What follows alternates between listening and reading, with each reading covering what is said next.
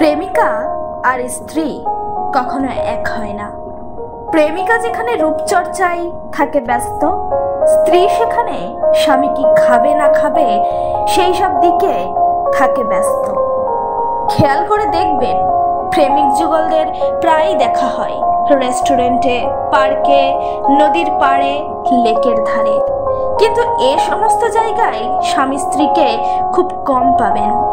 কথাটা অপ্রিয় হলেও বাস্তব।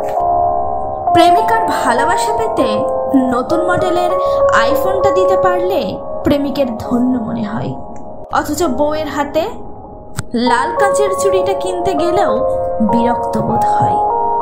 প্রেমিকার সাথে সারা রাত কথা বলাটা ভালোবাসার পরিচয় হলেও বউয়ের সাথে এক রাত গল্প করাটা নেহাতি বোকামি।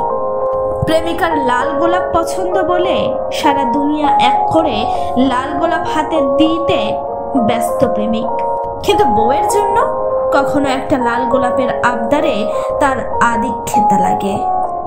প্রেমিকার হাতে বিষাদের খিচুড়িও অমৃত মনে হয়, অথচ বউয়ের রান্নায় একদিন লবণ কম হলেই সেটা তার ভীষণ বড় অপরাধ।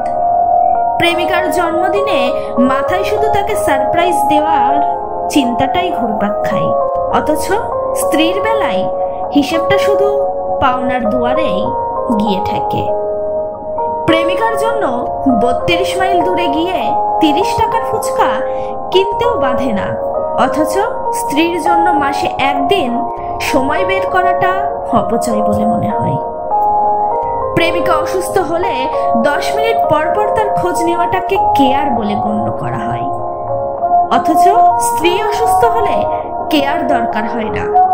একটা অনিশ্চিত সম্পর্ককে মানুষ যেভাবে গুরুত্ব দেয়, তার 10 ভাগের 1 ভাগ যদি বিবাহিত সম্পর্কে দেওয়া হতো, তাহলে এই এক জীবনে সুখের কোনো কমতি হতো না, আর চারিপাশে এত ডিভোর্সের ছড়াছড়ি হতো না।